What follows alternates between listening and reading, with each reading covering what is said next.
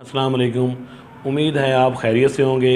आज का हमारा सवाल ये है कि स्कूल एजुकेशन डिपार्टमेंट में किस किस ओहदे पर भर्ती होती है और उनकी तलीमी का अहलियत या काबिलियत क्या होती है। तो इस सवाल को समझने के लिए सबसे पहले स्कूल एजुकेशन डिपार्टमेंट देखते हैं कि किस किस किस्म के स्कूल होते हैं जहाँ जहाँ ये भर्ती होती है। और इसमें आप देखें सबसे पहले जो है प्राइमरी लेवल के स्कूल होते हैं जिसमें क्लास नर्सरी से लेकर पंचम तक जो बच्चे पढ़ते हैं। और दूसरी जो कैटेगरी में जो स्कूल होते हैं वो एलिमेंट्री लेवल के स्कूल होते हैं, इसमें नर्सरी से लेकर 8वीं तक बच्चे पढ़ते हैं। और तीसरी कैटेगरी जो स्कूलों की होती है वो सेकेंडरी लेवल तक होते हैं, इसमें भी नर्सरी से लेकर 10वीं क्लास तक बच्चे पढ़ते हैं। और जो चौथी किस्म के स्कूल होते हैं वो हायर सेकेंडरी स्कूल होते हैं, इसमें क्लास नर्सरी लेकर 12वीं तक जो हैं वो बच्चे पढ़ते हैं। अब देखते हैं कि इनमें कौन कौन से ओहदे होते हैं और किन किन ओहदों पर भर्ती होती है, इनकी अहलियत क्या होती है। अब प्राइमरी स्कूल की जहाँ तक बात है इसमें ईएससी भर्ती होते हैं और जिनका स्केल 14वां होता है। और ईएससी की भी आगे दो कैटेगरीज़ हैं, एक ईएससी आर्ट्स होते हैं और दूसरे ईएससी साइंस मैथ में भर्ती होते हैं। इसके बाद एलिमेंट्री लेवल पर जो है स्कूल जाते हैं, इनमें SC/SC भर्ती होते हैं। और मज़े की बात यह है कि जिस स्टूडेंट ने जिस सब्जेक्ट में मास्टर या BS की होती है वो उसी में भर्ती होते हैं। जो प्राइमरी लेवल का स्कूल होते हैं उसमें आर्ट्स में जो भी सब्जेक्ट आते हैं वो ESC आर्ट्स पर अप्लाई कर सकते हैं, और जो साइंस में जो भी स्टूडेंट्स आते हैं वो ESC साइंस मैथ पर अप्लाई कर सकते हैं। लेकिन जहाँ तक बात है एलिमेंट्री लेवल तक स्कूलों की तो उसमें SC/SC भर्ती होते हैं। SC/SC किसका मुखफ़फ़ है? Senior elementary school educator.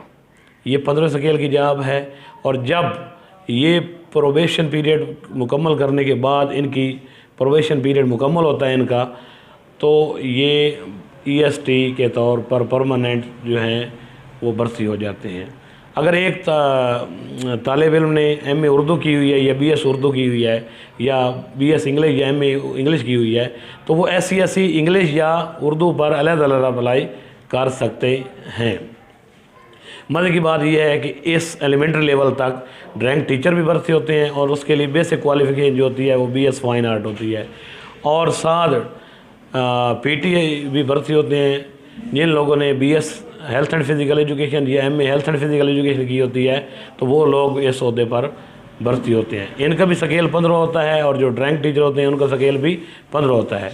एक और देखते हैं कि जिन लोगों ने BS अरेबिक की होती है या MA अरेबिक की होती है या 8 साल का मैट्रिक के बाद जो है मदारस जो हैं वो कोर्स करवाते हैं BS शहादतुल आलमिया या दर्स निज़ामी का, वो भी अपने SC/SC अरेबिक अपॉइंट हो जाते हैं। ये SC/SC जो लोग अपॉइंट होते हैं ये 3 साल के पीरियड के बाद इनकी पोस्ट का नाम EST हो जाता है और स्केल वही 15 रहता है और ये परमानेंट जॉब हो जाती है। इसके बाद आगेला जो स्टेज आता है स्कूल एजुकेशन डिपार्टमेंट का वो सेकेंडरी स्कूल्स होते हैं। सेकेंडरी स्कूल्स में SSE भर्ती होते हैं। SSE 16 स्केल पर भर्ती होते हैं और ये किसका अब्रीवेशन है? Secondary school educator. ये भी 3 साल के प्रोबेशन पीरियड के बाद इनका ओहदा चेंज हो जाता है, इनके ओहदे का नाम SST होता है। ये फिर परमानेंट काम करते हैं और ये नहम और 10वीं क्लास को पढ़ाते हैं। ये मसला ये मैटर अलग है कि कोई आर्ट्स में है कोई साइंस में है, तो जो आर्ट्स में होगा वो SST आर्ट्स में जाएगा, जो साइंस में होगा वो SST साइंस में जाएगा। अब पंजाब स्कूल एजुकेशन डिपार्टमेंट का अगर अगला स्टेज देखा जाए तो वो हायर सेकेंडरी स्कूल्स आते हैं। हायर सेकेंडरी स्कूल्स में SS भर्ती होते हैं, सब्जेक्ट स्पेशलिस्ट। हर साल या हर दूसरे साल या चौथे साल बाद या 5वें साल बाद जब महकमा जाता है तो SS भर्ती करता है पंजाब पब्लिक सर्विस कमीशन के ज़रिए। तो ये सब्जेक्ट स्पेशलिस्ट होते हैं, ये 17 स्केल पर काम करते हैं और इनके लिए बेसिक जो है जो क्लासेस होती हैं इन्होंने 11वीं और 12वीं को पढ़ाना होता है। और इनके साथ जो होते हैं वो SSS भर्ती होते हैं, सीनियर सब्जेक्ट स्पेशलिस्ट। ये 18वें स्केल में भर्ती होते हैं। और अब जो है पिछले स्टेज पर अगर आएँ सेकेंडरी स्कूल पर तो उन पर हेडमास्टर भी भर्ती होते हैं और सीनियर हेडमास्टर भी भर्ती होते हैं।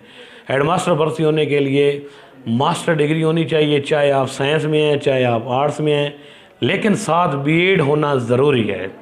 और जो सीनियर हेड मास्टर होते हैं उनके लिए पहले तो ये था कि मास्टर डिग्री होना चाहिए और साथ एम.एड होना चाहिए, लेकिन अब नई पॉलिसी के मुताबिक एम.फिल आर्ट्स या साइंस में होना चाहिए और साथ एम.एड होना चाहिए और साथ 5 या 7 साल का टीचिंग कम एडमिनिस्ट्रेटिव एक्सपीरियंस होना चाहिए।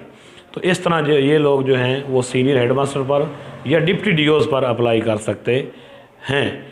ये रही बात अपने स्कूल एजुकेशन डिपार्टमेंट पर कि और इस तरह हज़ारों की तादाद में लोग जो मास्टर करते हैं और महकमा जो है हज़ारों की तादाद में असामियाँ क्रिएट करता है।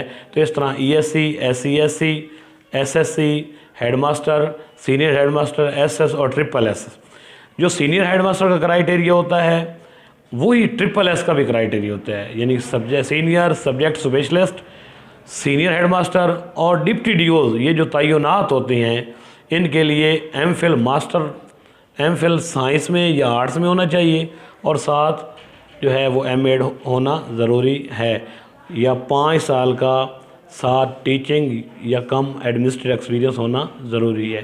तो ये थे स्कूल एजुकेशन डिपार्टमेंट के तमाम ओहदे जिस पर तमाम मुख्तलिफ़ सालों में जो है ना तयनाती है। उम्मीद है आपको इस बात की बखूबी समझ आ गई होगी। खुदा हाफिज़।